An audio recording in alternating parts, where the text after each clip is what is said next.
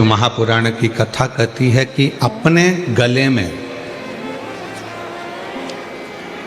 रुद्राक्ष का होना बहुत जरूरी है।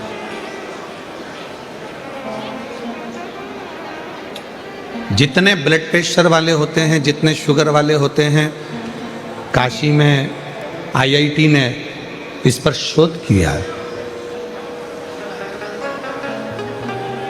छोटू भाई, रुद्राक्ष पर आईआईटी शोध करी है।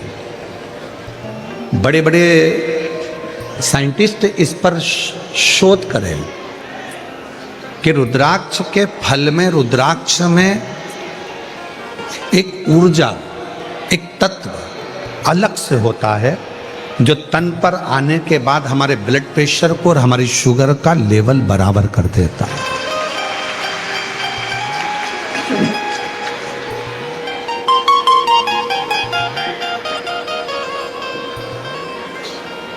वो हमारे शुगर के लेवल को बराबर कर देता है, बराबर।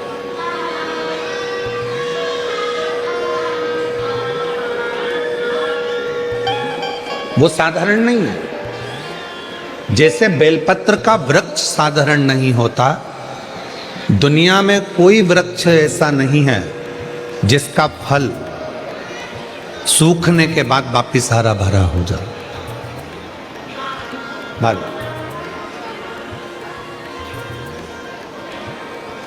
दुनिया में केवल एक बेलपत्री का वृक्ष ऐसा है जिसका बेल का फल बेल के पेड़ में लगा लगा यदि सूख भी जाता है तो सूखने के बाद बेल वृक्ष उसको वापिस ताजा कर देता है, हरा कर देता है और वापिस वो भर जाता है। केवल एक बेल का पेड़, बेल वृक्ष केवल ऐसा है जिसका फल पुनः वापिस ताजा हो जाए।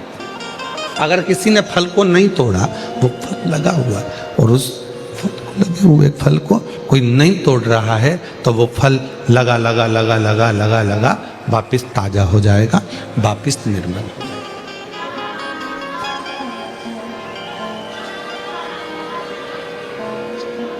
रुद्राक्ष के 4 स्वरूप हैं: सफेद, लाल, पीला और श्याम।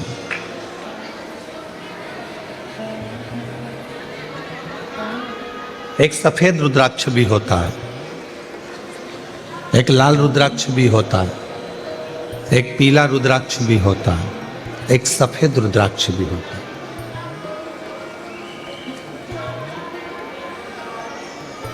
बाबा जी, एक कमल रुद्राक्ष भी होता है, एक शालिग्राम रुद्राक्ष भी होता है। वो शालिग्राम की आकृति का होता है। एक कमल रुद्राक्ष होता है, वो कमल की तरह खिला होता है, उसके अंदर भी रुद्राक्ष होता है और पत्तियां उसकी निकली होती है। बाबा जी, और जितने रुद्राक्ष होते हैं, 1 मुखी से लेकर 14 मुखी तक शिव पुराण में वर्णन है और 1 मुखी से 21 मुखी तक स्कंद पुराण में वर्णन है। स्कंद पुराण में सारे रुद्राक्षों में, मान लो 1 मुखी रुद्राक्ष आपको मिल गया, बाबा की कृपा है। अगर असली मिल गया तो ये शिव कृपा है, शंकर की करुणा, शिव की दया।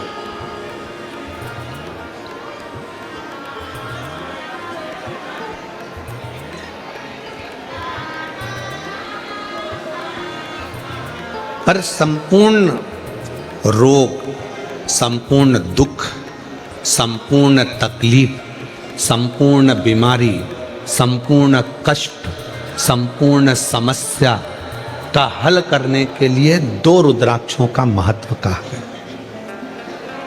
बहुत सालों के बाद ये बात निकली है व्यासपीठ से। हो सकता है आप लोगों के भाग्य होंगे, सूरतवासियों के, तो ये कथा में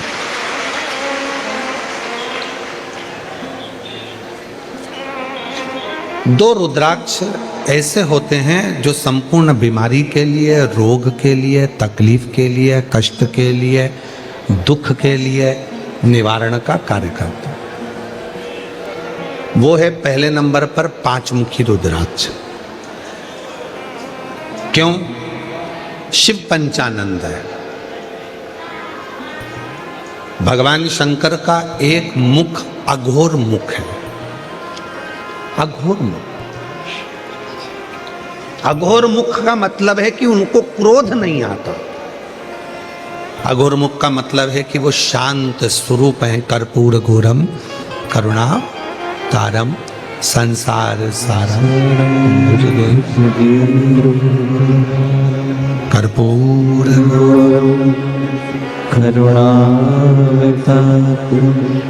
संसार सारम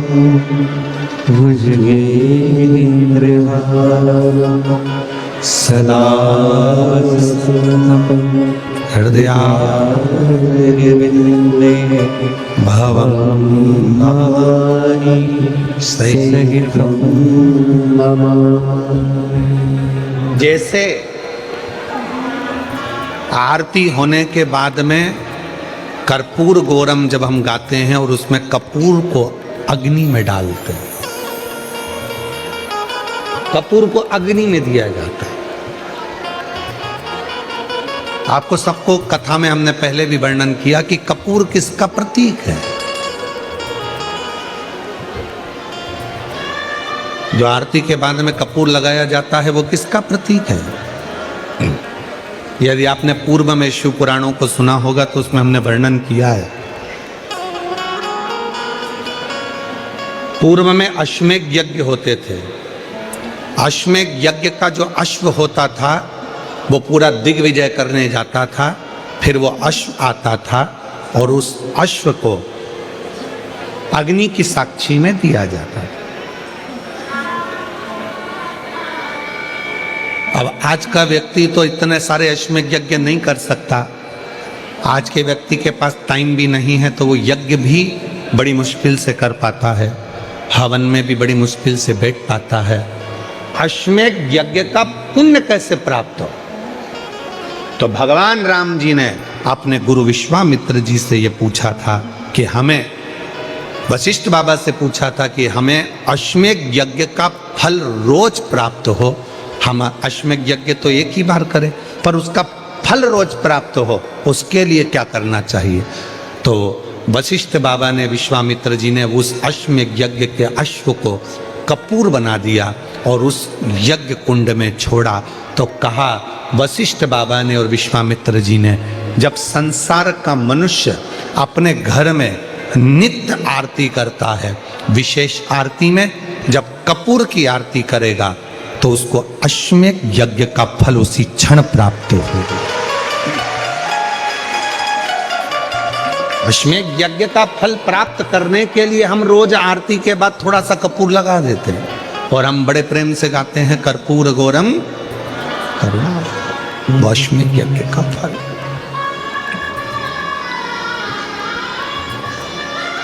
हमारे सनातन धर्म में जितनी भी चीजें होती हैं कोई साधारण नहीं है हमारा।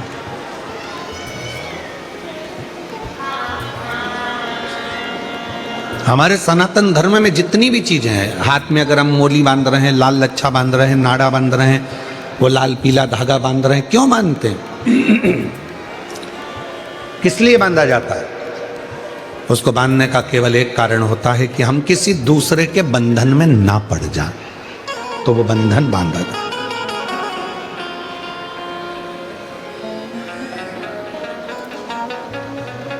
हमारे सनातन धर्म में माताएं तिलक लगाती हैं, बिंदी लगाती हैं, मांग भरती हैं।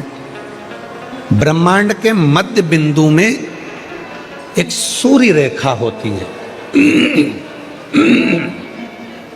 सूर्य रेखा। सूर्य का रंग होता है लाल और सूर्य का रंग लाल होता है। सिंदूर, मांग में भरने वाला कुंकू लाल होता है, लाल कलर होता है। जब माताएं अपने मांग में सिंदूर भरती हैं, लाल रंग का कुंकू या सिंदूर मांग में भरती हैं, तो उनकी सूर्य रेखा प्रबल हो जाती है। और यदि कोई माता पढ़ी लिखी भी नहीं होती है, कुछ भी ना पढ़ी लिखी है, तो भी अपने बच्चे को पढ़ाने की सामर्थ्यता उसमें तुरंत प्रकट हो जाती है, वो पढ़ा।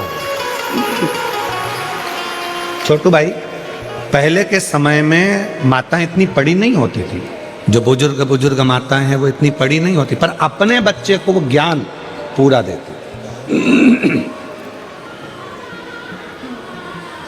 अपने बच्चे को विद्वत्ता पूरी देती, विद्वत्ता ज्ञान पूरा देती।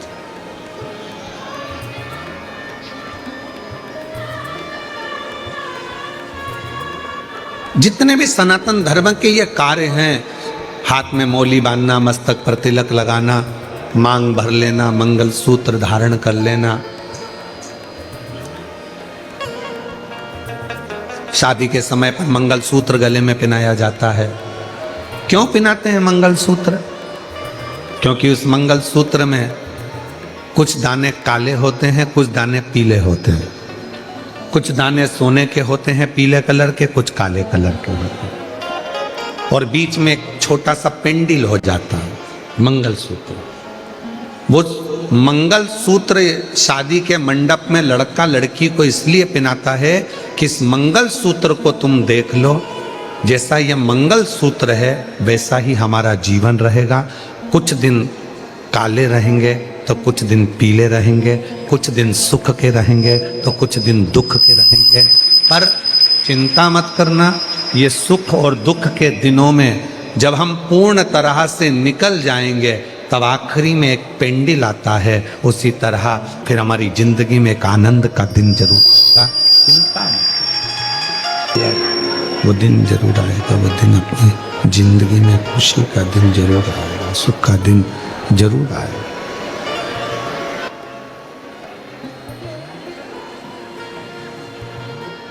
मंगलसूत्र हमें प्रेरणा दे रहा है, सुख और दुख आएंगे, जिंदगी है। कभी भी याद रखना, कोई महाराज तुमको मिल जाए और कह दे कि मैं तुम्हारी जिंदगी में दुख नहीं आने दूंगा, समझ लेना पक्का बेवकूफ बना रहा। तुमसे पैसे कमाना होंगे इसलिए वो कह रहा है कि तुम्हारी जिंदगी में दुख नहीं आने दो। भगवान राम जी की जिंदगी में दुख आया, इतने बड़े बड़े गुरु जी उनके थे।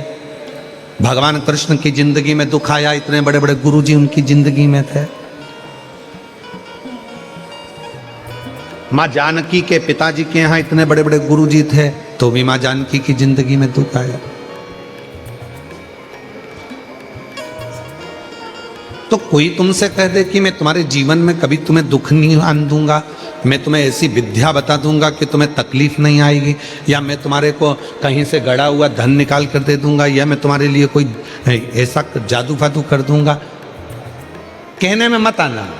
आजकल बेवकूफ बनाने वाले बहुत घूम रहे हैं, इनके कहने में मत। अपना दुख अपने को काटना। अपने को छींक आई है, छींक आई तो पड़ोसी छींकेगा क्या? जम के बोलो, बच्चे छींकेंगे क्या? अपनी छींक अपन को छींकना। अपने को खांसी आई, अपने को खांसी। अभी हमारे गले में खराश आ रही थी और हम माइक बंद करके तुमको इशारे में बोले खराश लो, तो तुम्हारे खराशने से हमारा खराश बंद हो जाएगा क्या? अरे बोलो तो जम के, नहीं होगा। दुख तुम्हारा है।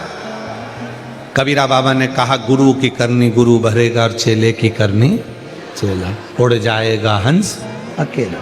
आपके कर्म का भोग आपको भोगना।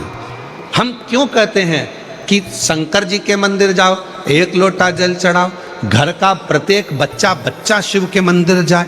क्यों कहते हैं? क्योंकि उसके कर्म का भोग उसको भोगना है। आज से अगर वो मंदिर जाना चालू कर देगा, लोटा भर के जल चढ़ाना चालू कर देगा, तो उसकी जिंदगी वो अच्छी बनाना प्रारंभ कर देगा, उसका जीवन सार्थक बनाना चाहिए। इसलिए उसको स्वयं को मंदिर जाना, उसको स्वयं को मंदिर पहुंचना, उसको स्वयं जल चढ़ाने जाना, उसको स्वयं को भगवत का भजन करना। कई माताएं कह देती हैं कि गुरुजी मेरा बेटा पशुपति व्रत नहीं करेगा तो मैं कर लूं। तो हमने कहा कि क्यों नहीं करेगा, बोलो उसको, तेरे ही भाग्य के लिए कर रहे हैं ना, तू अपने लिए ही कर रहा है ना, कर। शंकर के मंदिर में 1 लोटा जल तू अपने लिए चढ़ा रहा है ना, चढ़ा।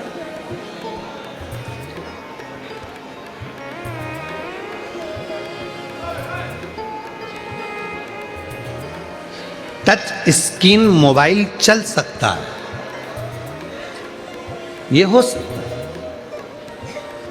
पर टच पुण्य नहीं हो सकता। पाप भी तुम्हारा है और पुण्य भी तुम्हारा।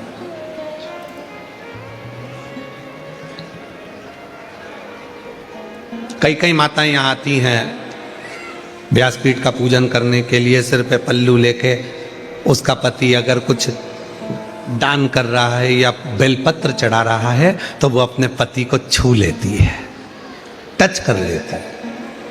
तो हमने 1-2 माताओं से पूछा इससे क्या होता है, तो कहा 50-50 आधा। हमने कहा ठीक है,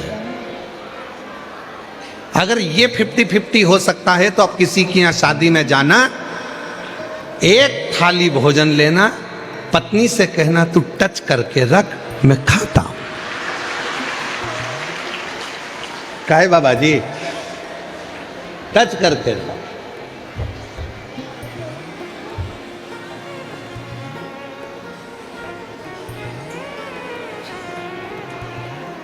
समोसा तुम खाओगे और पत्नी से कहो टच कर ले, स्वाद आया ना।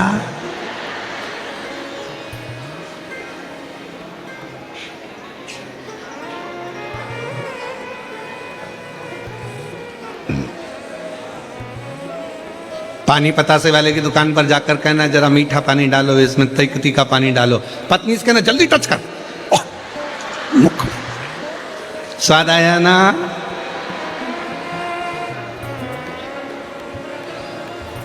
पति खाएगा तो पति को स्वाद आएगा और पत्नी खाएगी तो पत्नी को। फिर ये सिस्टम कौन ने लगा दिया? ये सिस्टम लेकर कौन आया कि टच कर लो? यहां टच करने पे लोगों को जूते पड़ जाते हैं, और ये टच का सिस्टम ठीक नहीं है। कोरोना बीमारी इसी से फैली थी, तुम्हारे टच से।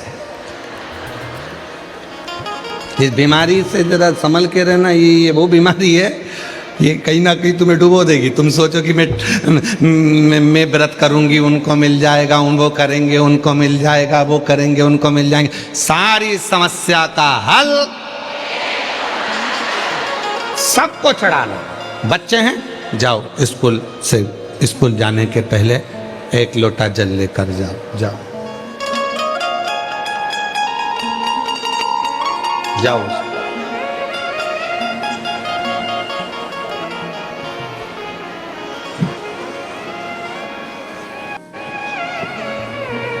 आज कुछ स्कूल के बच्चे यहाँ आए हैं, उनका जोरदार ताली बजाकर स्वागत करिए, भाव से बोल।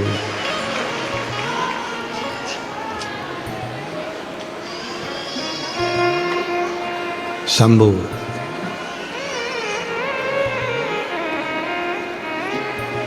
एक बार जोरदार ताली बजाओ इन सभी स्कूल बच्चों के लिए जो सुंदर प्रेरणा आनंद लेकर कर। तो टच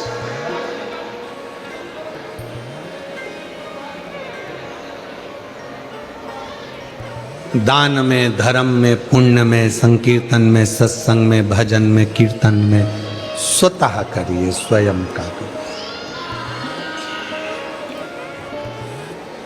हाथ में खुजाल चल रही है और तुम पड़ोसी से कह रहे हो तो तेरे हाथ में खुजाल नहीं, उससे मतलब अपने को स्वयं खुजाना पड़ेगा, अपने को स्वयं खाना पड़ेगा, स्वयं अपने को छींकना पड़ेगा, स्वयं।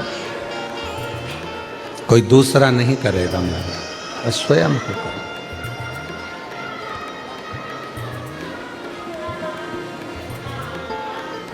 और देख लिया संसार हमने, देख लिया सब मतलब के यार हमने देख लिया।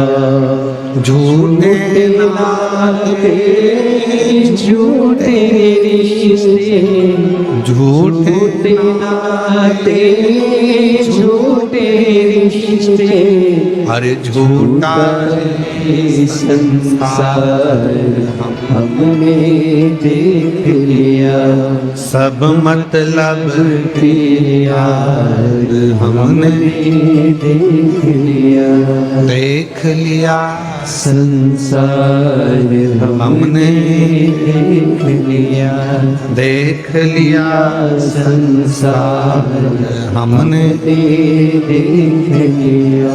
छूने से अपना भजन अपने को स्वयं करना पड़ेगा, अपना संकीर्तन अपने को स्वयं करना पड़ेगा, अपनी अविरल भक्ति अपने को स्वयं धारण करना पड़ेगा, अपना स्मरण अपने को स्वयं करना पड़ेगा, कोई दूसरा नहीं करेगा महाराज।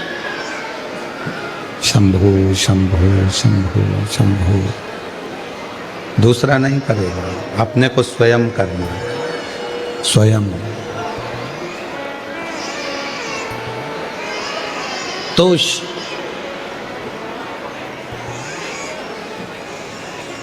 दो रुद्राक्ष,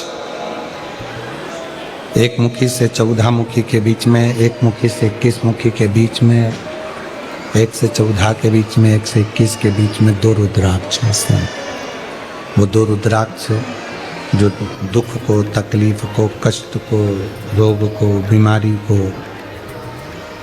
तकलीफों को मिटा के, वो दो रुद्राक्ष। पहले नंबर का रुद्राक्ष है कितने मुखी? जम के बोलो, 5 मुखी। और दूसरे नंबर का रुद्राक्ष का वर्णन किया गया 7 मुखी। कौन सा रुद्राक्ष? 7। पहला है 5 मुखी, दूसरा है 7। ये दोनों भगवान पंचमुखी जो रुद्राक्ष है उसमें से एक शिवजी का मुख है अघोर मुख, अघोर मुख।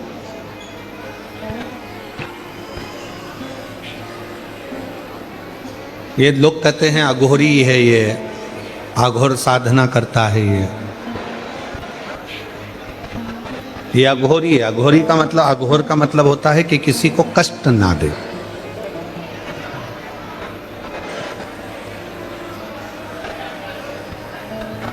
सच्चा यदि कोई संत होगा, सच्चा यदि कोई गुरु होगा, सच्चा यदि कोई तपस्वी होगा, सच्चा यदि कोई संत होगा तो जिंदगी में कभी किसी को बद्दुआ नहीं देगा, कभी किसी को अपशब्द नहीं कहेगा, कभी किसी को ताना नहीं देगा, कभी किसी को गाली नहीं देगा, कभी आड़ा टेढ़ा कहेगा ही नहीं, वो कभी किसी को अपशब्द नहीं कहेगा। सच्चा यदि है तो बाबा सच्चा।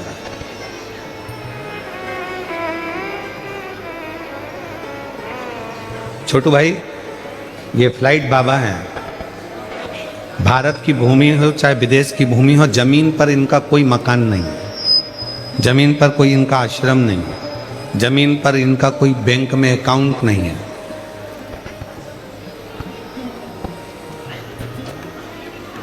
चौबीस घंटे से ज्यादा किसी नगर में रुकते नहीं, और एक देश में भी 24 घंटे ही रहते, अगले देश में पहुंच जाते।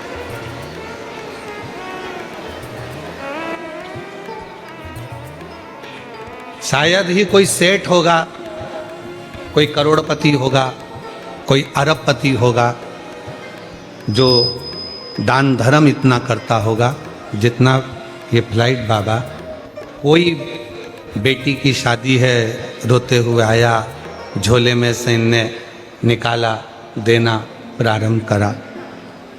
क्या कोई रकम, क्या कोई गहना, क्या कोई पैसा, कोई शिक्षा है, कोई चिकित्सा है, बाबा रहते फक्कड़ हैं, लोगों को लगेगा कुछ नहीं, पर वो कपड़े में ना जाने क्या रहता है कि बाबा की कृपा से सबको प्राप्त भी होता रहे। बाबा फक्कड़ है, कुछ नहीं है, पर इनका बड़ा प्रेम है कि वो यहाँ आते हैं, कथा में आशीर्वाद मिल जाता है, साधुता दर्शन हो जाता है। यही पुण्य, यही पुण्य।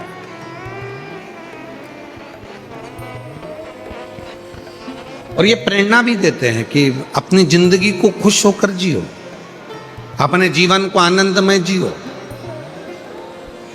2 रुद्राक्ष हैं और वो 2 रुद्राक्ष में एक 5 मुखी, एक 7 मुखी। 5 मुखी रुद्राक्ष में एक, ये 5 मुखी जो रुद्राक्ष होते हैं, इसमें शंकर भगवान का एक अघोर मुख होता है, वो शांति का प्रतीक हो, शांति, सहजता का। लोग कहते हैं कि अघोरी के पास मत जाना, अघोर विद्या करने वाले दूसरे का बुरा कर, ना ना ना, सच्चा अघोरी, सच्चा शंकर का भक्त, सच्चा परमात्मा का भक्त कभी किसी का बुरा करता ही नहीं। चलो उठाकर देखिए अपने शास्त्रों को, बड़े बड़े ध्यान से उठाकर देखना आप, कहीं सियोर वाला महाराज गलत तो नहीं बोल दिया। उठाकर देखिए पुराने पुराने शास्त्रों को। प्रहलाद जी ने भगवान का भजन करा, 4 वर्ष की आयु में भगवान का दर्शन हुआ। बोलो हुआ कि नहीं हुआ? ध्रुव जी ने 4 वर्ष की अवस्था में भगवान का भजन करा, ध्रुव को भगवान का दर्शन हुआ। बोलो हुआ कि नहीं हुआ? मीराबाई ने भजन किया, मीराबाई को गिरधर गोपाल का दर्शन हुआ 6 वर्ष की आयु में।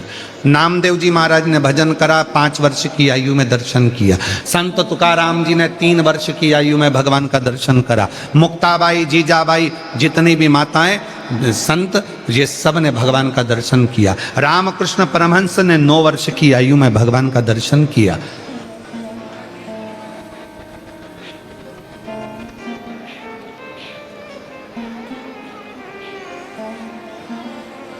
भगवत भजन। और पुराने पुराने फिर ऋषियों को निकाला जाए, जिनको गुस्सा आ जाता था और 2 मिनट में श्राप दे देते थे, वो तपस्या करते रहते थे, पर भगवान उनके सामने प्रकट ही नहीं हो पाए। कारण क्या था? पुण्य तो इकट्ठा करते थे, तपस्या के बल पर वो अपने पुण्य एकत्रित कर लेते थे, पर गुस्से में आकर श्राप दे देते थे। श्राप दिया, पुण्य समाप्त, पुण्य समाप्त, तो परमात्मा का दर्शन नहीं हो पाता। हमने पुण्य किसके लिए इकट्ठा करा? अपने लिए। और अगर हम उसको अपशब्द कहकर, गाली देकर, आड़ा टेढ़ा बोलकर, बद्दुआ देकर, किसी को श्राप देकर अपने पुण्य को अगर हम समाप्त कर लेते हैं तो परमात्मा कभी नहीं मिलता। कई लोग कह देते हैं हमने इतना भजन करा है, हमें परमात्मा लेने आएगा।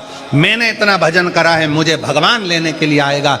मैंने इतना तप करा है, मुझे परमात्मा दर्शन देने के लिए नहीं आ सकता, कभी भी नहीं आ सकता। यदि आपके मुख से आपने किसी को बद्दुआ दी है, आप शब्द कहा है, ताना दिया है, आड़ा टेढ़ा बोला है, तो मेरा परमात्मा, मेरी देवी कभी तुम्हारे सामने प्रकट नहीं हो सकती, तुम्हारे सामने आ ही नहीं सकती। ना तुम्हें दर्शन देगी, ना तुम्हें मुक्ति देगी। अब शब्द बोला गए। विक्रम बेताल की कथा किस किसने देखी टीवी पर? हाथ उठाइए। विक्रम बेताल नाटक आता था, सीरियल आता था, आज भी डला होगा टीवी पर, यूट्यूब पर। उसका सबसे बड़ा एक ही चीज थी, क्या थी? तू बोला मैं चला। बस वो विक्रम बेताल की कथा संत को याद कर लेना चाहिए, एक अच्छे साधु को याद कर लेना चाहिए कि हमारे मुख से अपशब्द निकला और हमारा पुण्य चला। तू बोला मैं चला, तूने अपशब्द बोला, तूने बद्दुआ दी, तूने अपशब्द बोला, तूने श्राप दिया, तूने आड़ा टेढ़ा बोला, और वो पुण्य हमारा पूरा चले गया, फिर वो पुण्य नहीं रहता।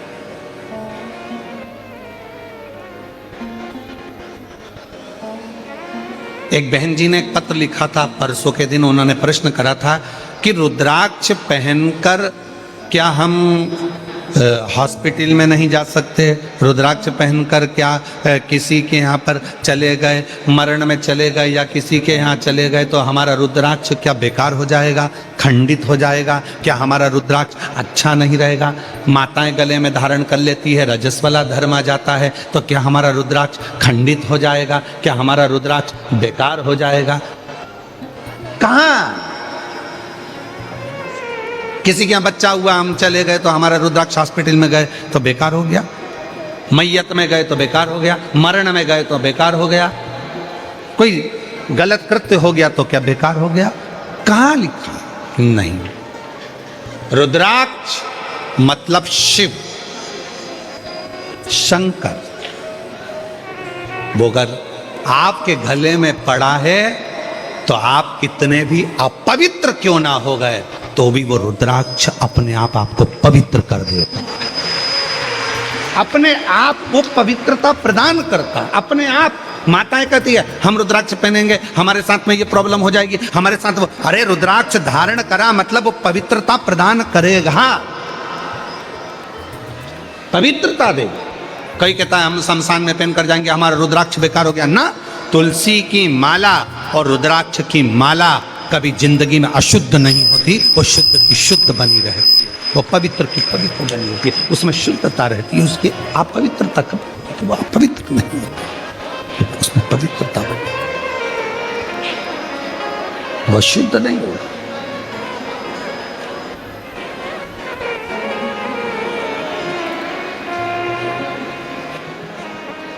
एक बात पूछें, जरा उत्तर देना सबकी सब, ठीक है?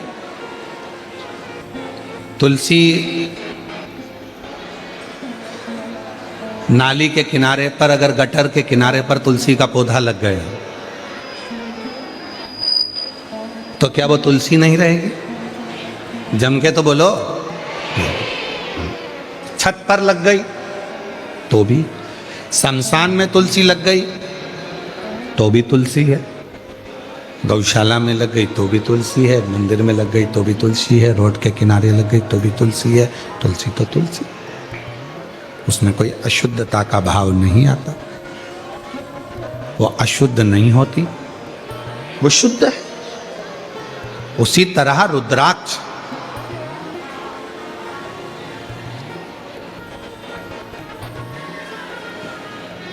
गलत जगह चले गए, कोई गलत खाने पीने वालों के साथ में बैठ गए, कोई गलत व्यक्ति का संग मिल गया तो क्या रुद्राक्ष हमारा शुद्ध हो गया? नहीं। रुद्राक्ष की शुद्धता वो अपने आप में पवित्रता है और पवित्र रहता है, उसमें शुद्धता का भाव नहीं आता, वो शुद्ध है, शुद्ध रहेगा और शुद्धता का कार्य ही वो करेगा, शुद्धता का।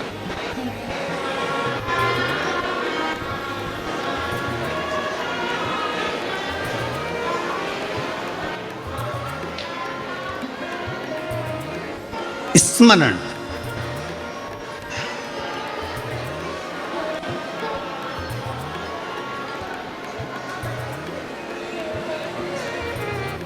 भोले शंकर त्रिपुरारी माँ गंगा जी की बलिहारी।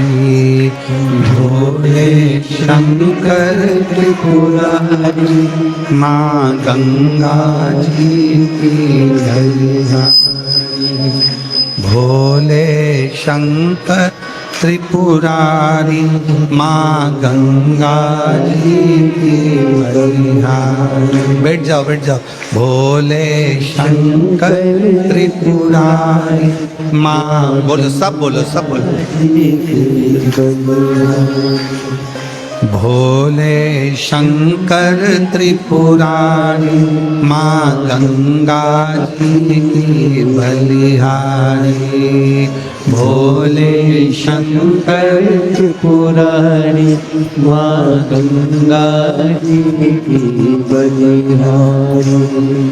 वल्लभ विठ्ठल गिरधारी माँ यमुना जी की बलिहारी, वल्लभ विठ्ठल गिरधारी माँ यमुना जी की बलिहारी, वल्लभ विठ्ठल गिरधारी, माँ यमुना जी की बलिहारी, वल्लभ। सब बोलो।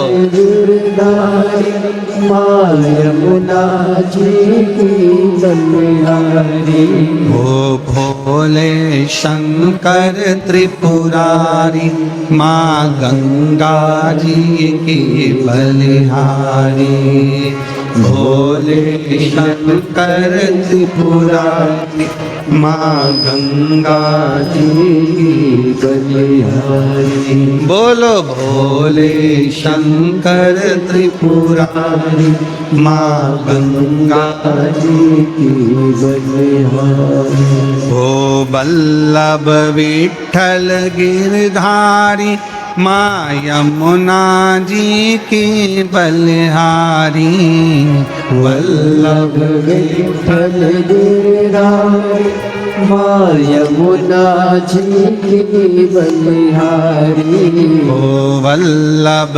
विठ्ठल गिरधारी, माँ यमुना जी की बलिहारी, वल्लभ विठ्ठल गिरधारी माँ यमुना जी की बलिहारी, ओ भोले शंकर त्रिपुरारी, माँ गंगा जी की बलिहारी, भोले शंकर त्रिपुरारी माँ गंगा जी की बलिहारी। शिव शक्ति एक है। यमुना भी पवित्र कर रही हैं, गंगा भी पवित्र कर रही हैं। गंगा का जल उत्तराखंड से चला, गंगोत्री से पहुँचते पहुँचते पहुँचते पहुँचते प्रयागराज पहुँच गया, प्रयागराज से फिर काशी पहुँच गया, काशी से फिर चलता कोलकाता पहुँच गया, गंगा सागर में जाकर मिल गया। गंगा जहाँ से बहकर जा रही है उसने सबको पवित्र कर दिया। यमुना जी जहाँ से बहकर जा रही है उन्होंने सबको पवित्र कर दिया, सबको। उसी तरह रुद्राक्ष गले में है, वो आपको पवित्र कर रहा है, पवित्र।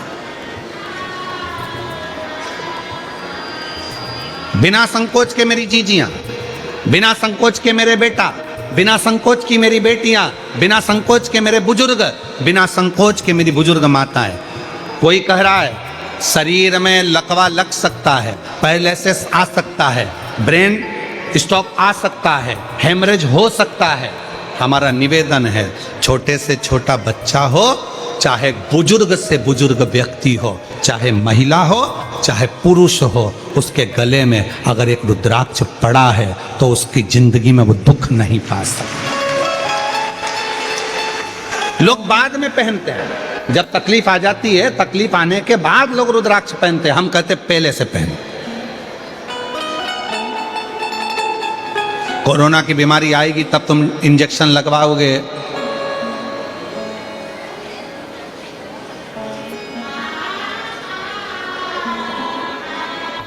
वो बात दूसरी है। हमारे यहाँ देखो कितनी सुंदर बात कही है, बच्चा जन्म लेता है तो जन्म लिए बच्चे को इंजेक्शन लगाए जाते हैं। माँ कितनी रोती होगी, इतना सा बच्चा है, बहुत कमजोर सा, दुबला पतला, इतना सा है, और उसको डॉक्टर ने सिस्टर इंजेक्शन टूच टूच के लगा रही है। माँ कहे डॉक्टर साहब इंजेक्शन मत लगा, छोटा सा है, हड्डी हड्डी दिख रही, इतना सा तो बच्चा है, उसको क्यों इंजेक्शन। तुम चुप रहो।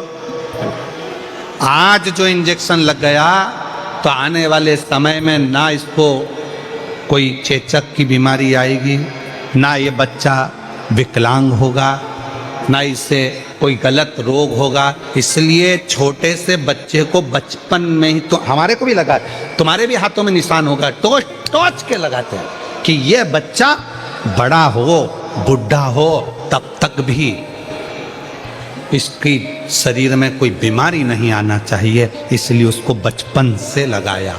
आपसे निवेदन है, बीमारी का इंतजार मत करो कि बीमारी आएगी तब हम रुद्राक्ष पहनेंगे।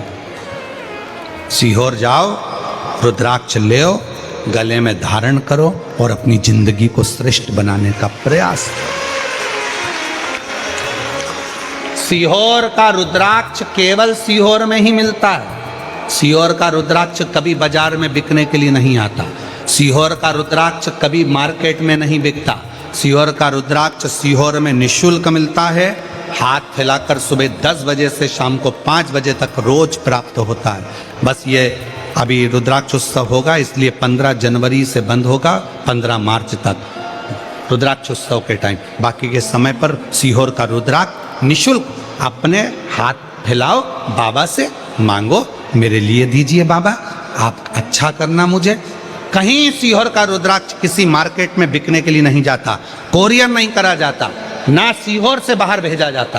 केवल आप आइए, लीजिए और बाबा का भजन कर कर फिर जाइए। सीहोर का रुद्राक्ष मार्केट में नहीं है। दुनिया के लोग आपसे कह देंगे सीहोर का है, सीहोर का है, तो ऐसे तो कोई भी कह सकता है, कुछ भी बोल सकता है, कोई भरोसा नहीं। रुद्राक्ष सिद्ध है, वो हमारे शरीर को पवित्र करता है। फिर किसी ने कहा कि रुद्राक्ष को हम सिद्ध कैसे करें? हमने तो सुना है किसी के मुख से कि रुद्राक्ष को ऐसा करना पड़ता है, रुद्राक्ष को इतना गलाना पड़ता है, रुद्राक्ष का ऐसा अभिषेक करना पड़ता है, रुद्राक्ष को ऐसे अभिषेक करना पड़ता है। शिव महापुराण की कथा कहती है भगवान शंकर के मंत्र का, शंकर भगवान के शिवलिंग के पास में जाकर भी ना कर सको तो घर में ही रुद्राक्ष को अपने हाथ में लेकर पंचाक्षर मंत्र नमः शिवाय, षडाक्षर मंत्र ओम नमः शिवाय या श्री शिवाय नमस्तुभ्यम, इस मंत्र का जाप कर कर जब हम बाबा का रुद्राक्ष अपने गले में धारण कर लेते हैं तो वो अपने आप सिद्ध ही है और सिद्ध ही रहता है। फिर उसकी कोई गणना नहीं, उसको फिर आप ना नकार सकते।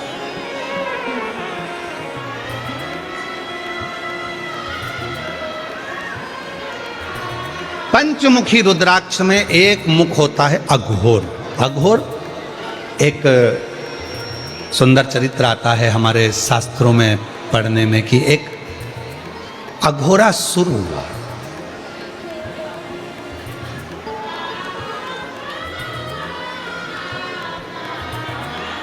उसने ब्रह्मा जी का बहुत तप किया,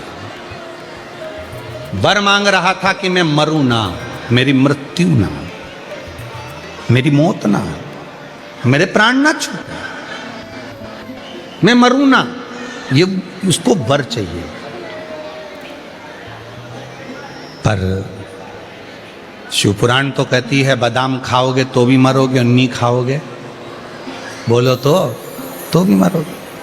50 लाख की गाड़ी में घूमोगे तो भी मरोगे और साइकिल पे घूमोगे तो भी मरोगे। बंगले में रहोगे तो भी मरोगे और झोपड़े में रहोगे तो भी मरोगे। खाओगे रोटी तो भी मरोगे, नहीं खाओगे तो भी मरोगे। मरना तो सबको है, बस कथा सुनोगे तो भी मरोगे, नहीं सुनोगे तो भी मरोगे। तो आप लोगों के मन में प्रश्न आ जाएगा फिर हम काय को सुने जब मरना ही है। तो उसका एक कारण है, बिल्ली अपने मुख से चूहे को पकड़ती है, जिंदा छोड़ देती है क्या? जम के बोलो नहीं। और बिल्ली अपने मुख से अपने बच्चे को पकड़कर 7 घर लेकर जाती है, मार डालती है क्या? नहीं। बिल्ली का मुख वही है, चूहे को पकड़ा नष्ट कर दिया, अपने बच्चे को पकड़ा 7 घर लेकर गई, उसको मरने नहीं दिया। बस उसी तरह शिव महापुराण की कथा सुनोगे तो भी मरोगे, नहीं सुनोगे तो भी मरोगे। नहीं सुनी तो चूहे के बच्चे जैसे मसल ले जाओगे और सुन ली तो बिल्ली के बच्चे जैसे पार उतर जाना तो है, प्राण तो छूटना है। बच लो। तो मृत्यु तो निश्चित है, मरना निश्चित है, प्राण तो जाना है, उसको कोई छोड़ नहीं सकता। इसलिए मेरी जीजियों से निवेदन है, मेरे जीजाओं से भी निवेदन है, अपने घर में अलमारी में जितनी अच्छी अच्छी साड़ियां हो सब पहनो, जितने अच्छे कपड़े अपने घर में रखें सब रोज पहनो, संभाल संभाल के मत रखो इसको दिवाली पे पहनूंगी, दिवाली पे पहनूंगी, और दिवाली से पहले निपट गई तो कोई भरोसा। खूब अच्छी है, आज से घर जाना और अपने पास में जो अच्छी अच्छी साड़ियां रोज निकाल के पहनो। अब वो बोले कहीं जाना ही नहीं है तो क्यों पहनो, कोई नहीं देखे वो तो देखे, बस पहनना है तो पहन। कोई तुमको कितना भी टोके, बताओ इतनी सज धज के कहाँ जा रही है, और अच्छे सजो, खजूर वाली चोटी बना बिन बिन के अच्छी,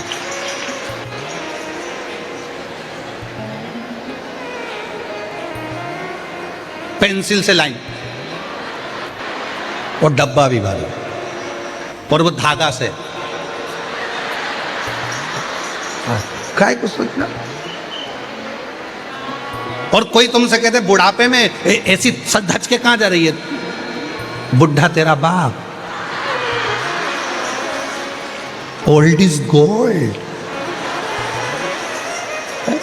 मुझसे कह रही है कि मैं बुढ़ी, हट।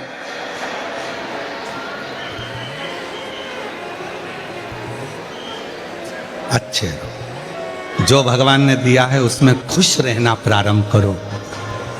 किसी की वस्तु को देखकर, किसी का महल देखकर, किसी की गाड़ी देखकर, किसी का बंगला देखकर, किसी की दौलत देखकर अपने मन में ये मत सोचना कि मेरे पास इतना होना चाहिए। भगवान ने जो तुझे दिया है हो सकता है वो किसी और के पास वो भी ना हो, जो दिया उसमें खुश है, उसमें प्रसन्न रहो। रो रो कर क्या जिंदगी, जरा सा कुछ हो गया रोने बैठ गया, जरा सा कुछ हो गया रोने बैठ गया, ना ना ना ना, बहुत जोरदार। कोई तुमसे पूछे क्यों कैसी हो, भले कितना भी कर्जा हो, कितना भी दुख हो, कितनी भी तकलीफ हो, और कोई पूछे क्यों तू मंदिर में एक लोटा जल लेकर जाती है, हमने तो सुना तेरे यहाँ इतना कर्जा, हमने तो सुना तेरे यहाँ बहुओं की लड़ाई हो जाती है, हमने तो सुना तेरे बच्चों की लड़ाई चल रही है, हमने तो सुना तेरे रिश्तेदार की लड़ाई चल रही है। तो कह देना आग लगे बस्ती में, हम रहे मस्ती में, हमें कोई मतलब नहीं है, हम तो शंकर जी के शंकर जी हमारे, हमें क्या करना उससे, हमें कौन सा मतलब उससे। इसलिए मेरी जीजियों, मेरे जीजाओं, हमने देखा है लोगों के पास में धन बहुत है पर खाना खाने की फुर्सत नक नहीं है, फुर्सत। दुकान पर ग्राहक आ रहे हैं, तुमसे अच्छा तो तुम्हारा नौकर है, ठीक 2 बजे छुट्टी मारता है, चाय सेठ जी 50 ग्राहक खड़े रहे, उसको खाना खाना है मतलब खाना है। तुमसे अच्छा एक भिखारी है, तुम्हारे दरवाजे से मांगता है, तुम्हारे दरवाजे के बाहर जाकर कचौड़ी और समोसा खरीद कर खाता है, और तेरा मन करता है खा लूं क्या 5 रुपए का, खा लूं क्या 10 रुपए का, और तू जोड़ जोड़ के बच्चों के लिए, पत्नी के लिए, बच्चों के लिए, पत्नी के लिए, बच्चों के लिए, पत्नी के लिए, और एक दिन फोटो टंग जाता निपट।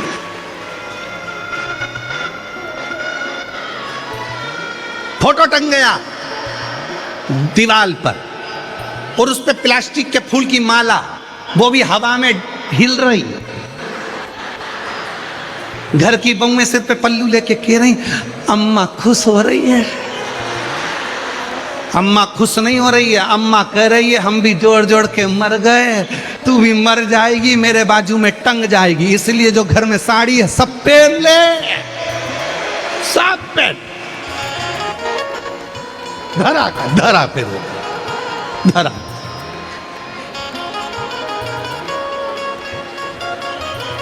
इसलिए काल करो सो, आज करो सो, घर जाके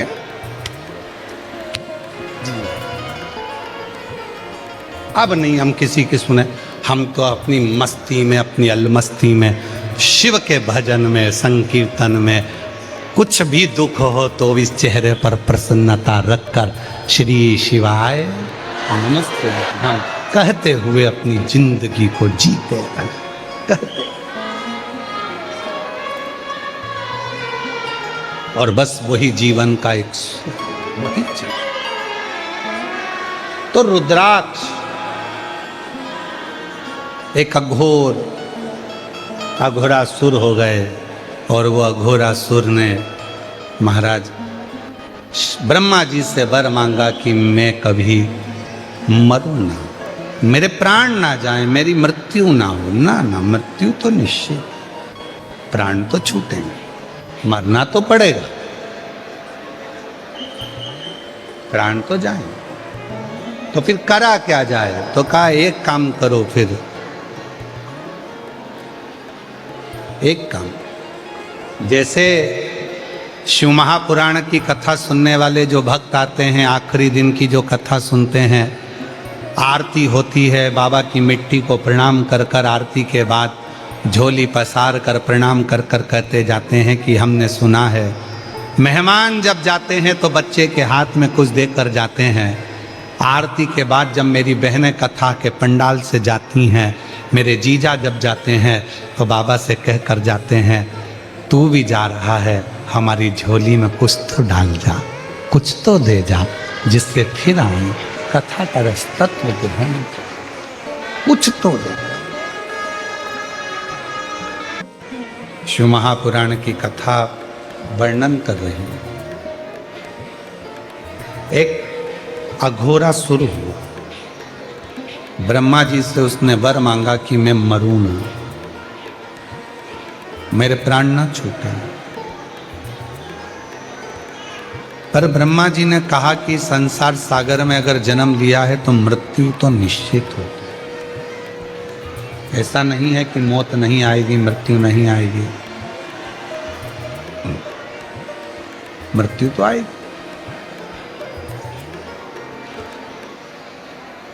तुम और कोई वर मांग लो जो तुमको चाहिए। तो कहा अगर वर देना चाहते हो तो फिर ऐसा वर दीजिए कि ना मैं नाग से, किन्नर से, गंधर्व से, अप्सरा से, मनुष्य से, पशु से, पक्षी से, किसी से ना मरूं। मेरे सामने आकर अगर कोई मुझे क्रोध कर कर मारना चाहे तो मैं ना मरूं, क्रोध से मैं ना मरूं। हाँ, यदि कोई सरलता के भाव में मुझे मारेगा तो मैं मरने को तैयार। ब्रह्मा जी ने कहा तथास्तु, ठीक है, हम तुम्हें वर देते हैं कि ऐसा ही हो।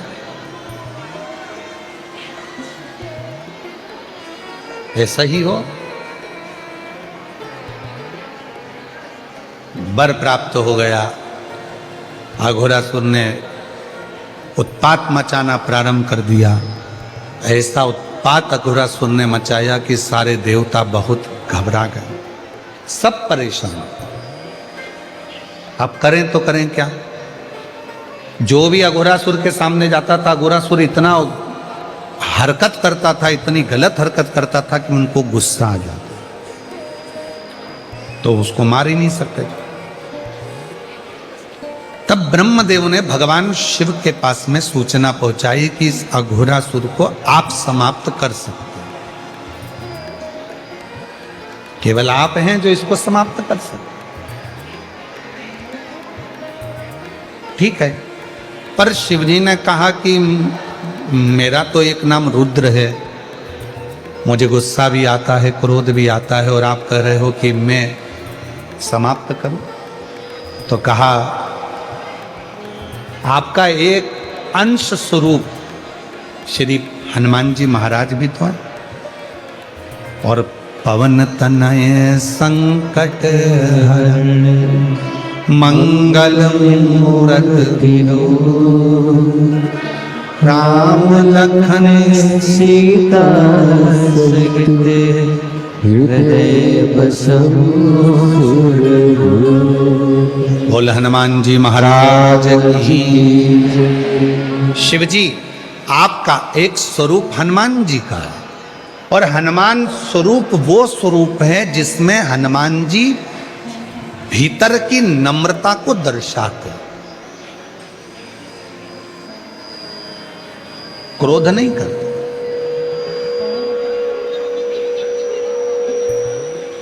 कितना कितना क्रोध हनुमान जी को दिलाया गया, पर हनुमान जी गुस्सा नहीं कर। लंका के राजा रावण ने हनुमान जी का अपमान तक कर दिया था, उनको बैठने के लिए स्थान नहीं दिया था, तो भी हनुमान जी क्रोध नहीं करे।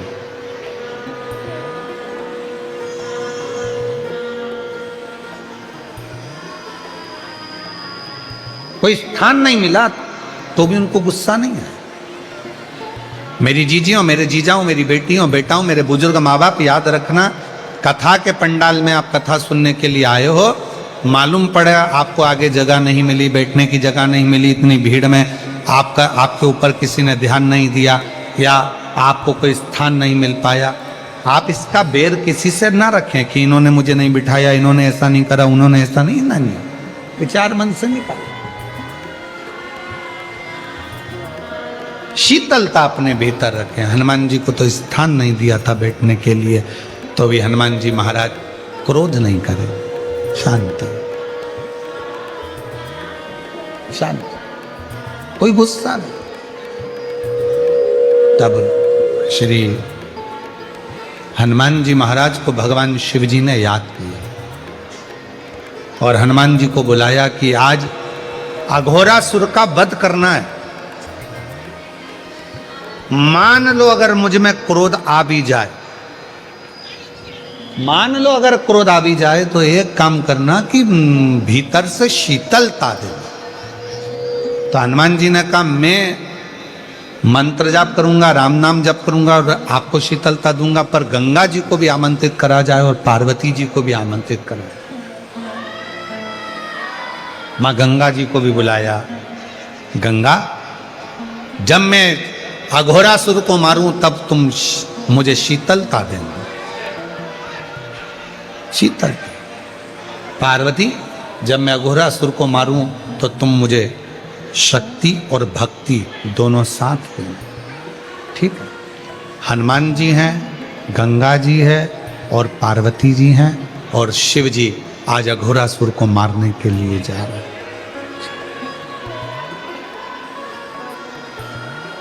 और वल्लभ विठ्ठल गिरधारी माँ यमुना जी की बलिहारी। वल्लभ विठ्ठल, बोलो बोलो बोलो, माँ यमुना जी की बलिहारी।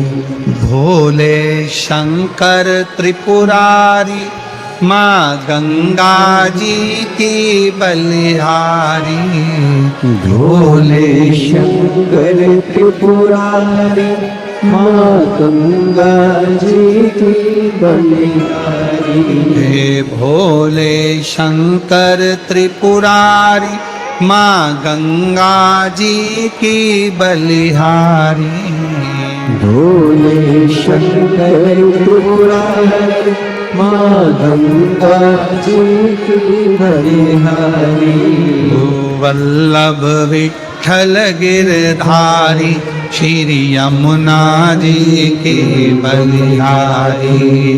वल्लभ विठ्ठल गिरधारी श्री यमुना जी की बलिहारी। अघोरासुर ने उत्पात मचाया, ऐसी ऐसी हरकत अघोरासुर ने करी कि भगवान शिव को क्रोध आने लगा, शंकर भगवान को क्रोध आने, और जैसे शिव जी क्रोध आने लगा, शंकर भगवान को जैसे ही क्रोध आने लगा, गंगा जी ने शीतलता दी, पार्वती जी ने भक्ति शक्ति, हनुमान जी महाराज ने भगवान राम के नाम का उच्चारण कर कर शीतलता प्रदान करना प्रारंभ कर दिया। शीतल। और अघोरासुर को मारने के लिए भगवान शिव ने तुरंत अपना शस्त्र त्रिशूल उठाया। अघोरासुर चरणों में आकर पड़ गए, मुझे मत मार। जितनी शीतलता से आप मेरे सामने खड़े हैं, आज मैं वचन देता हूं, अघोरासुर कहता है, उतनी ही शीतलता आपके सम्मुख में मेरी रहेगी। मेरे नाम को आप अपने साथ में जोड़ लो। शिव जी ने अपने एक मुख का नाम अघोर, अघोर। बोल अघोरेश्वर महादेव। अघोरेश्वर महादेव। तो यहां जो रुद्राक्ष की महत्वता चल रही है, 5 मुखी रुद्राक्ष में जो 5 मुख होते हैं उसमें से एक मुख अघोर का होता है। इसीलिए शिव महापुराण में आप लोग स्मरण करें हैं ये रुद्राक्ष की महत्वता। आप जब भी सीहोर का रुद्राक्ष आपको मिलता है, कोई 5 मुखी मिलता है, कोई 7 मुखी मिलता है, कोई 4 मुखी मिलता है, वो अघोर शीतलता देता है, शांति देता है। और यहां तक शिव पुराण कहती है, शिव महापुराण यहां तक कह रही है, अगर मान लो किसी के शरीर में ब्लॉकेज आ गए हैं और डॉक्टर ने कहा है कि इनका बाईपास कराना है या इनका हार्ट कम काम कर रहा है, आप डॉक्टर का इलाज करवाते रहें, टेबलेट खाते रहें, दवाइयाँ खाते रहें, जांचें कराते रहें, मना नहीं है, क्योंकि डॉक्टर भी शिव का एक रूप होते हैं, उनके कहे अनुसार करें। पर साथ में एक काम और चालू कर दो। मान लो कल बाईपास होना है, कल ऑपरेशन होना है, आज से ही एक बेलपत्री शिव जी पे चढ़ाएं और बेलपत्री की डंडी, चाहे आप कहाँ खड़े हैं, बस जहां आप खड़े हैं, बेलपत्री की जो डंडी है उस डंडी का मुख अपनी ओर रखना और अघोरेश्वर महादेव के नाम से 5 बार जल उस बेलपत्री पर शिवलिंग पर चढ़ाएं, कटोरी में उस जल को झेल कर ले आएं और अघोरेश्वर महादेव का नाम लेकर उस जल को जिसका बाईपास हो रहा है, हार्ट काम नहीं कर रहा, उसको थोड़ा थोड़ा 5 बार पिला दें और दूसरे दिन फिर डॉक्टर को बोलें कि एक बार जांच करो, बाबा चाहेगा तो उसका हार्ट काम करना प्रारंभ कर दे। अघोरेश्वर महादेव।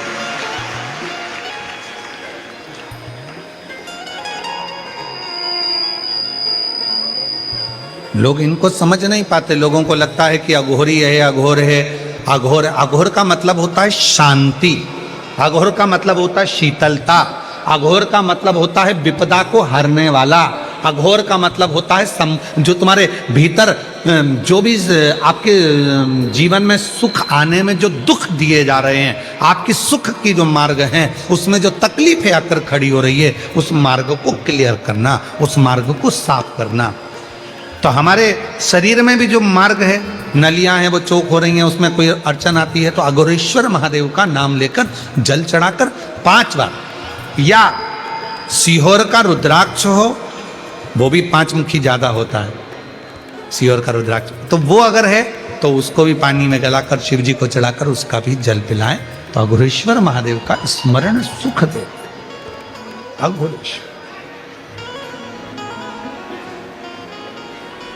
और ध्यान दें, बड़ी सुंदर बात कही। कई लड़के हैं, कई लड़कियां हैं, कई बेटा हैं, कई बेटियां हैं, कहती हैं हमने एग्जाम दिया पर हमारा एग्जाम, हमारी नौकरी नहीं लग रही है, हमारी नौकरी नहीं लग रही है, हमारी नौकरी नहीं लग रही है। तो मेहनत को 4 गुना बढ़ाओ। अभी तक जितनी पढ़ाई करते थे उसको 4 गुना बढ़ाओ, अभी तक जितना परिश्रम करते थे उसको 4 गुना बढ़ाओ और फिर एग्जाम के लिए बैठो। तो मेरा निवेदन है,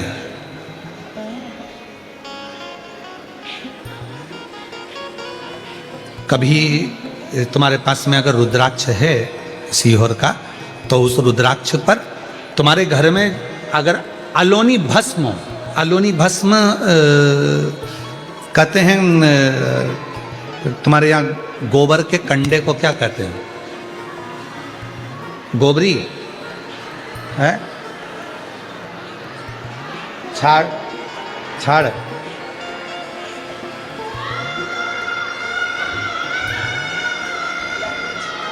छाना, तो गुजरात में उसको छाना बोलते हैं और महाराष्ट्र में गोबरी कहते हैं, हमारे इधर कंडा कहते हैं। ठीक है, तो जो वो गाय का गोबर होता है तो वो उसको हाथ से थपा हुआ नहीं, गाय ने गोबर किया, नीचे गिरा, सूखा हुआ गोबर का कंडा जो होता है उसको जलाकर भस्म बनाकर कपड़े से छानकर उसको डब्बी में रख लेते हैं। जब ऐसा लग रहा है कि मेरा ये काम हो ही नहीं रहा, अटक ही अटक रहा है, तो सोमवार की अष्टमी जब पढ़े तो वो थोड़ी सी जो भस्म है वो उस रुद्राक्ष पर, 5 मुखी पर अघोरेश्वर महादेव का नाम लेकर चढ़ा दी जाए और उसी भस्म को खाकर, उसी भस्म का तिलक लगाकर यदि कार्य के लिए जाया जाए तो वो कार्य सफल होता ही है, उसमें अड़चन आ ही नहीं सकती। उस कार्य में कभी अड़चन नहीं आ सकती, क्योंकि अघोरेश्वर महादेव का उसमें नाम है, अघोर, अघोरेश्वर। तो 2 रुद्राक्ष दुख को, तकलीफ को, बीमारी को, कष्ट को, अड़चन को समाप्त करते हैं। उसमें 5 मुखी, 5 मुखी में भी इसलिए मूल है क्योंकि उसमें अघोर, भगवान शिव का एक मुख जुड़ा हो, अघोरेश्वर। और दूसरा है 7 मुखी रुद्राक्ष। फिर 4 मुखी का भी वर्णन आता है, ऐसे रुद्राक्षों का स्मरण किया जाए।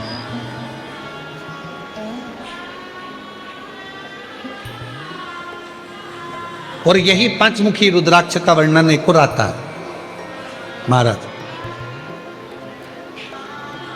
डॉक्टर ने कहा कि कमर का गुरिया चले गया है और वो गुरिया खसक गया है, या घुटने का ग्रीस खत्म हो गया है, या घुटने में गैप आ गया है, या कमर में गैप आ गया है और व्यक्ति को लगे कि मैं बैठ नहीं पा रही हूँ, जमीन पर नहीं बैठ सकती, डॉक्टर कह रहा है कि कुर्सी पर बैठना पड़ेगा, नीचे नहीं काम कर सकती, नीचे नहीं बैठ सकती, गुरिया चले गया है, डॉक्टर का इलाज करवाओ, डॉक्टर को दिखाओ, जांचें कराओ, जो बोले वो करो। साथ में एक काम और करो, अशोक सुंदरी वाली जगह पर, सेनाई शांति रखो, अशोक सुंदरी वाली जगह पर रुद्राक्ष को रखें। अगर 5 मुखी रुद्राक्ष सीहोर का यदि आपके पास में है तो वो रुद्राक्ष को अशोक सुंदरी वाली जगह, अशोक सुंदरी का स्थान आप लोगों को पहले भी बताया है, ये शिवलिंग, ये जलाधारी, ये जल बह रहा है, बीच में जो स्थान है वो अशोक सुंदरी का स्थान है। राइट में गणेश जी, लेफ्ट में कार्तिकेय जी, जलाधारी, पार्वती जी का हस्तकमल, शिवलिंग, शंकर का स्वरूप, शिवलिंग के ऊपर जो जल गिरता है ऊपर से, जया, विषहरा, शामरीबारी, दौतली, देव, शंकर जी की 5 लड़कियां जल गिराती, बीच में अशोक सुंदरी का स्थान, अशोक सुंदरी। अशोक सुंदरी वाले स्थान पर रुद्राक्ष को रखकर 5 दुर्वा अघोरेश्वर महादेव का नाम लेकर प्रदोष की प्रदोष समर्पित करें। उन 5 दुर्वा को लेकर आ जाएं और 5 टाइम, 5 समय ऐसा निकाल लें सुबह से लेकर शाम तक के बीच में कि मुझे इन 5 दुर्वा को एक एक कर कर धीरे धीरे चबा चबा कर खाना है। उसको खाना प्रारंभ कर लें। रुद्राक्ष अपने जो बांधते हो गले में रखें या अपने पास में रखें और उस 5 दुर्वा को 5 प्रदोष कर लीजिए। और उसके बाद आपकी कमर में जो गैप है या दर्द है या नीचे नहीं बैठ सकते हो, धीरे धीरे धीरे धीरे उसमें आराम लगना प्रारंभ हो जाएगा। वो गुड़िया जो है अपनी जगह पर बैठेगी। अघोरेश्वर महादेव का नाम लेकर, अघोरेश्वर।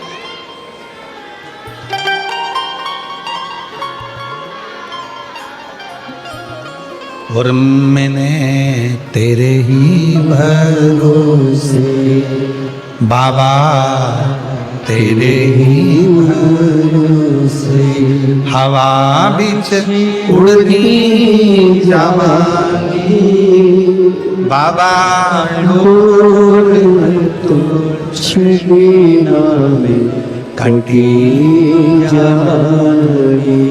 भोले मैं तेरी पतन, शंभू मैं तेरी पतन। और अघोरेश्वर महादेव एक ऐसे महादेव का स्वरूप जिन्होंने शांति, शीतलता और मार्ग को प्रशस्त किया, मार्ग को प्रशस्त।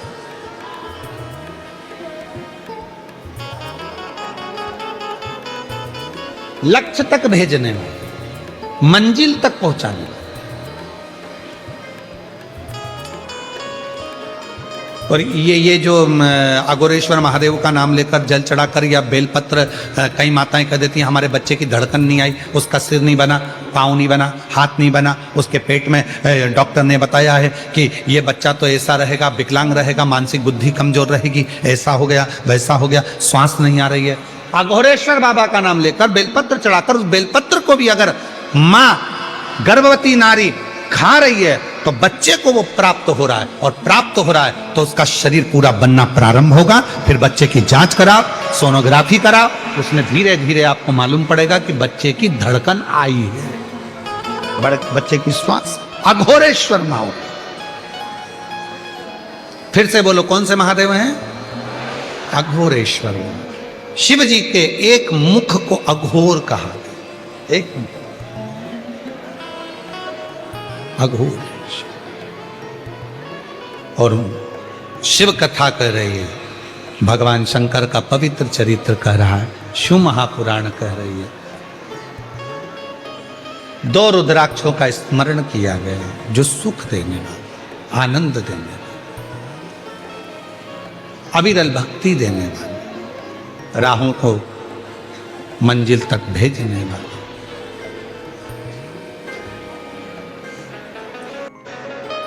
एक बिदल और उत्पल नाम के 2 असुर थे।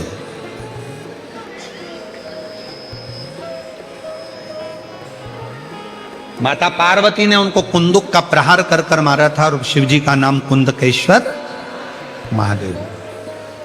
जब दवाई हमें लॉक ना करती है, दवाई हमको खाने के बाद भी असर नहीं करती है, तो कुंदकेश्वर महादेव का स्मरण किया जाए। शिव का एक स्वरूप है कुंदकेश्वर में, शंकर भगवान का एक स्वरूप है कुंदकेश्वर, शिव का एक प्रतिबिंब है।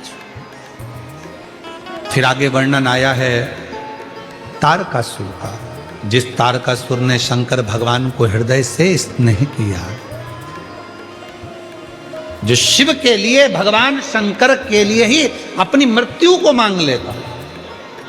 ब्रह्मा जी ने तो पूछा था तारकासुर मांग तुझे क्या चाहिए, तो तारकासुर ने कहा था मैं मरूं ना, मरना तो पड़ेगा, तो मुझे वर दीजिए, अगर मेरे प्राण छूटे तो शंकर भगवान के पुत्र के द्वारा मेरे प्राण छूटे, शंकर भगवान का बेटा मुझे मारे। क्यों? क्योंकि तारकासुर को मालूम था शंकर जी अखंड तप समाधि में लग गए हैं, अखंड तप समाधि में लीन हो गए हैं, तो अखंड तप समाधि में अगर लीन हो गए हैं तो फिर शिव उठेंगे नहीं। और मैंने इनको स्नेह किया है, ये मेरे इष्ट देव हैं, इनका विवाह होना जरूरी है, इनकी शादी होना जरूरी है। तो मन में भाव आया कि इनका विवाह हो, ये भाव लेकर वर मांग लिया कि शंकर भगवान के पुत्र के द्वारा मेरे प्राण छूटे, मुझे ये वर दे दीजिए।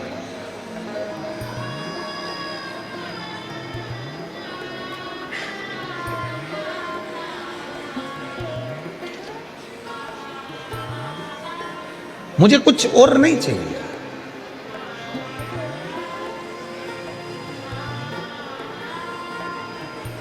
तारकासुर ने जब भगवान सदानंद कार्तिकेय का दर्शन किया था तो तारकासुर के हृदय में भाव आ गया था। तारकासुर के हृदय में यह भाव आ गया था कि मेरे शिव का दर्शन मैं आज कर रहा हूं, शंकर का दर्शन।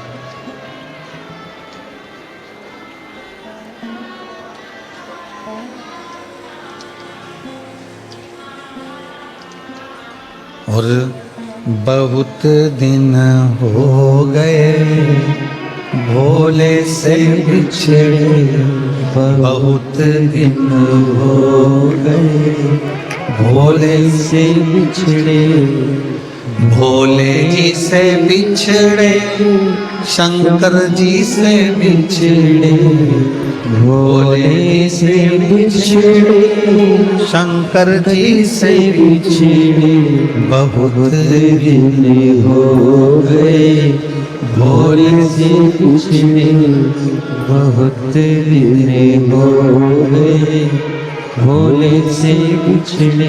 बहुत दिन शिव को प्राप्त करना चाहा, शिव मिले, शंकर मिले।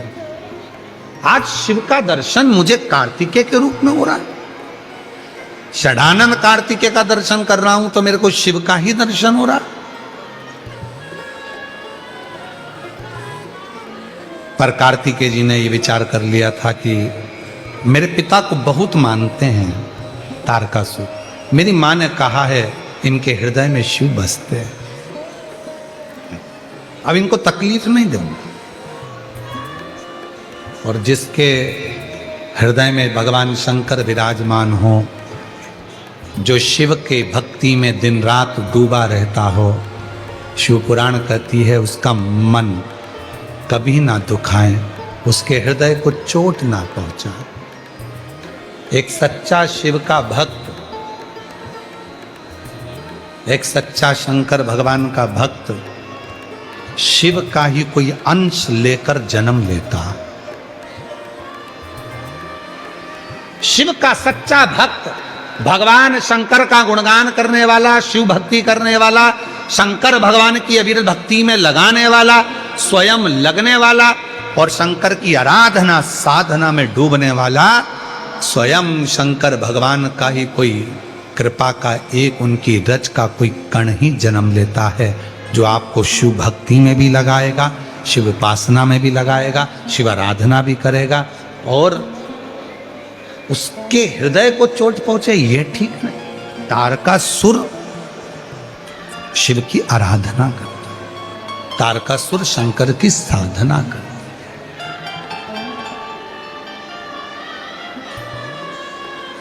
सीहोर कुबरेश्वर धाम पर जब भक्त आते हैं, कंकर शंकर पूजन करते हैं,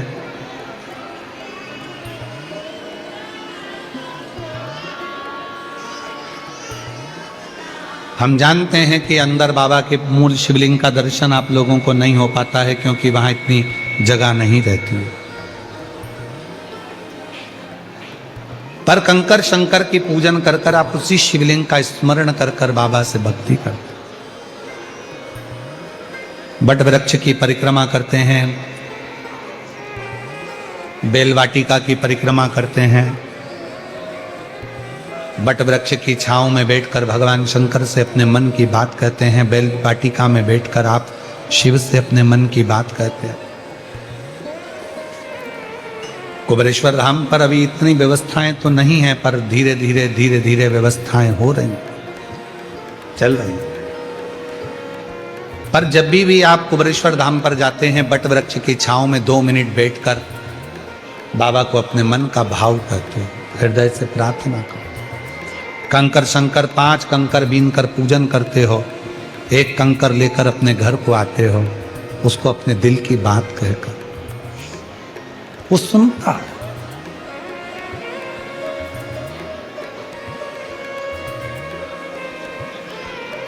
बारह ज्योतिर्लिंग का मध्य बिंदु है कुबरेश्वर धाम। जिस भूमि पर मांगा गया जीव का कल्याण कर देता, जीव का कल्याण। पर वहां आने वालों से हम एक बात कहते हैं कि तुम विश्वास लेकर आओगे तो मेरा बाबा तुमको खाली नहीं भेजेगा। विश्वास लेकर यदि आए हो तो वो खाली नहीं देगा। भरोसा दृढ़ इन चरणन कैरो। समय आया, तारकासुर के प्राणों को षडानंद कार्तिकेय जी ने हर लिया और तारकासुर के प्राण चले गए। तो तारकासुर के 3 बेटे हैं, तारकाक्ष, विदुम्माली और कमलाक्ष। इन तीनों का संहार भी भगवान शिव ने पशुपति नाथ रूप रखकर किया। पशुपति नाथ रूप, पशुपति का मतलब है जो पशुओं का भी देवता, और केवल एक पशु के लिए नहीं, 33 कोटि देवताओं को, तारकाक्ष, विदुम्माली और कमलाक्ष को मारने के लिए 33 कोटि देवताओं को भगवान शंकर ने पशु बनाया था। शिव जी उनके पति बने थे, तब जाकर तारकाक्ष, विदुम्माली और कमलाक्ष की ये तीनों मरे थे, इनके प्राण छूटे।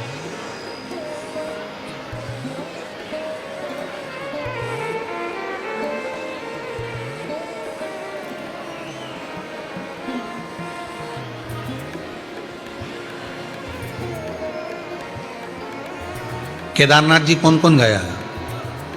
हाथ उठाओ जो केदारनाथ गए। गए हो केदारनाथ जी? देखिए वहां के घोड़े को देखा है, खच्चर को, गधे को? अरे बोलो तो जम के, बैठे भी होगे तुम लोग तो।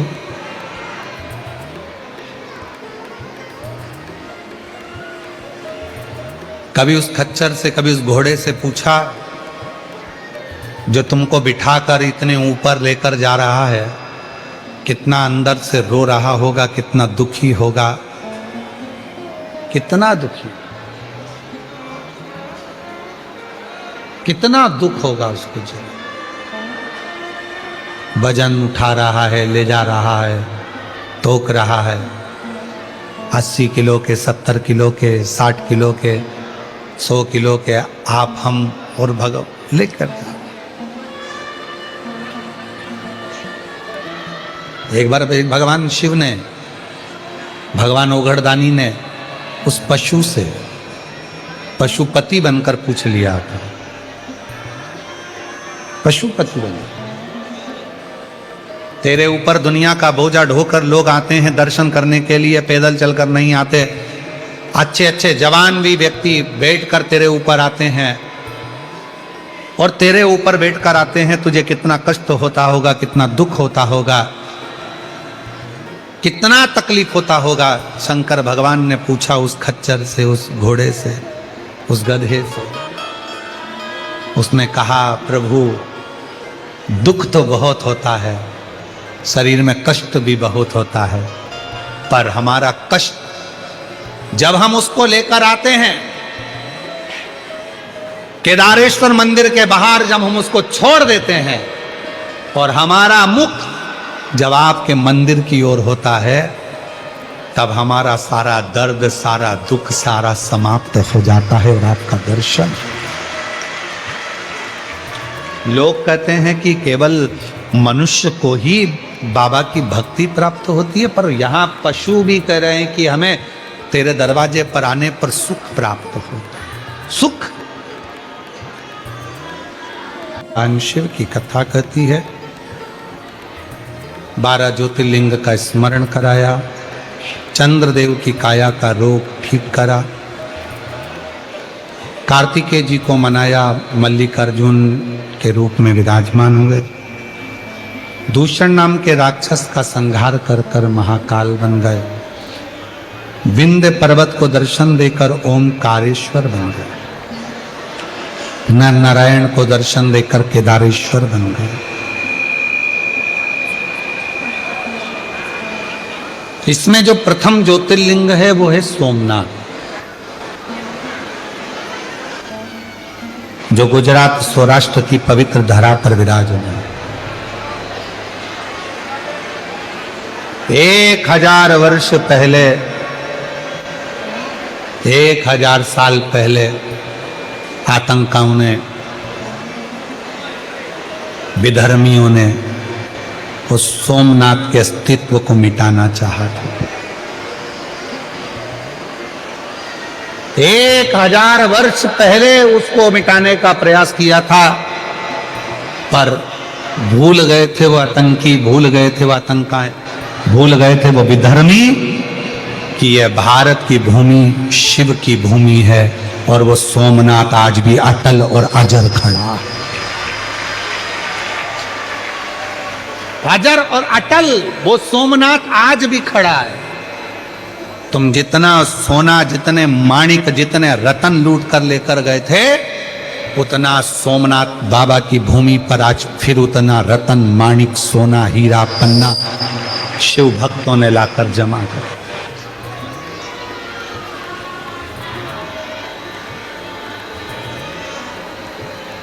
वो सोमनाथ,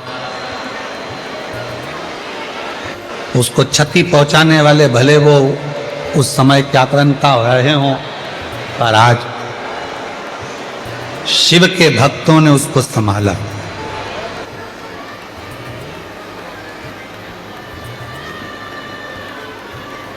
सौराष्ट्र शासन ने, गुजरात सरकार ने उसको संभाला। केंद्र में विराजमान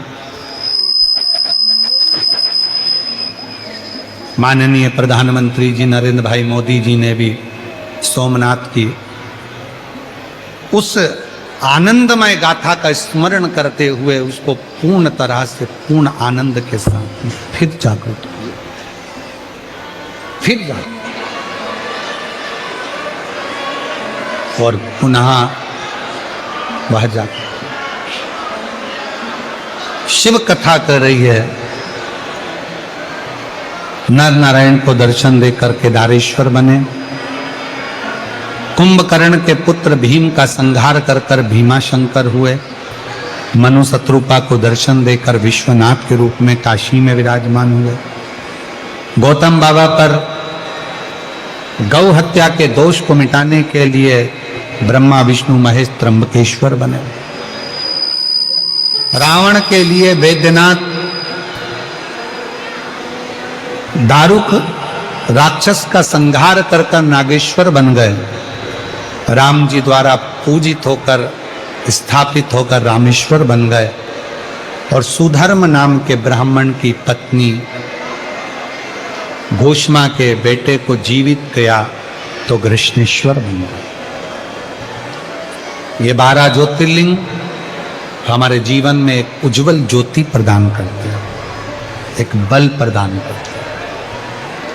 ऐसी पवित्र कथा जो तुमरुका जी चंचुला देवी को कह रहे थे, चंचुला देवी का पति बिंदुक प्रेत योनि से मुक्त हो गया, शिवजी ने अपने मस्तक की बेलपत्र शिवपोथी को दी, वचन दिया मेरे भोले बाबा ने, कलिकाल में कलयुग में जो शिव महापुराण की कथा को बैठकर श्रवण करेगा और मन में उसके जो कामना होगी, शिव कहते हैं मैं उसको पूर्ण करने के लिए उसके दरवाजे पर पहुंचकर उसको पूर्ण कर। मेरी जीजियों जीजाओं, मेरी बेटियों बेटाओं, मेरे बुजुर्ग माता पिता, ध्यान रखना, ये कुबेरेश्वर धाम से चलकर कुबेर भंडारी कुबेरेश्वर महादेव जब आपकी नगरी में आते हैं, आप झोली पसार कर उससे जब विनय करते हो तो वो पूर्ण जरूर होता है। ये केवल शिव महापुराण की कथा नहीं है जिसको सुना और कानों से निकाल दिया, ये अपने पिता से मन की बात कहने का एक स्थान है, एक स्थान जहां बैठकर आप भगवान देवाधिदेव महादेव से अपने मन का भाव कहते हो, हृदय से प्रार्थना करते हो। चाहे फिर वो शिव पुराण की कथा 5 दिन की हो, 3 दिन की हो, 7 दिन की हो, जो आपको श्रवण करने को मिल जाए अपने नगर में, अपने कॉलोनी में, अपनी सोसाइटी में, अपने आसपास के क्षेत्र में, जब भी 200-300 किलोमीटर दूर भी अगर आपको सूचना मिले कि कुबेरेश्वर बाबा की ये पवित्र पोथी कुबेर भंडारी के दरवाजे से ये कुबेरेश्वर महादेव की ये अविरल तिजोरी ये पोथी आई है और लुटाने के लिए आई है, सूचना मिल जाए कि कुबेरेश्वर बाबा कुबेर भंडारी के दरवाजे से ये शिव पुराण पहुंची है, तो प्रयास करना कि अपने घर से निकलकर कथा के पंडाल तक जरूर जाना और दिल से बाबा को प्रार्थना जरूर। विनय 14 फरवरी से 20 फरवरी तक रुद्राक्ष महोत्सव है आपके पिता के घर में सीहोर में कुबेरेश्वर धाम पर, अवश्य पधारें। जो ज़्यादा बीमार हैं वो ना आए, अपने साथ में बिछाने का, ओढ़ने का, पानी की बोतल, दवाई, औषधि लेकर आए। सोने चांदी की कोई रकम लेकर ना आए, कीमती सामान ना लेकर आए, वाहन भी लेकर आए तो धीरे धीरे चलाएं। और बाबा के रुद्राक्ष महोत्सव का जो एक आनंद है, जिस रुद्राक्ष उत्सव का दर्शन करने के लिए विदेशी भी विदेश छोड़कर आते हैं, फॉरेनर पहुंचते हैं इस रुद्राक्ष उत्सव का दर्शन करने के लिए, उस रुद्राक्ष उत्सव का दर्शन जरूर करें और जीवन को धन्य देखें कि 7 दिन उस रुद्राक्ष महोत्सव में रुद्राक्ष का पूजन कैसे होता है, क्या है सीहोर के उन रुद्राक्षों का महत्व, जो 7 दिन रुद्राक्ष उत्सव के रूप में होकर जनमानस को पूरे साल बीमारियों को दूर करने के लिए वो रुद्राक्ष प्राप्त होता है, लोगों के दुख कट जाते हैं। समझे, सुख दे। मैं फिर एक बार पुनः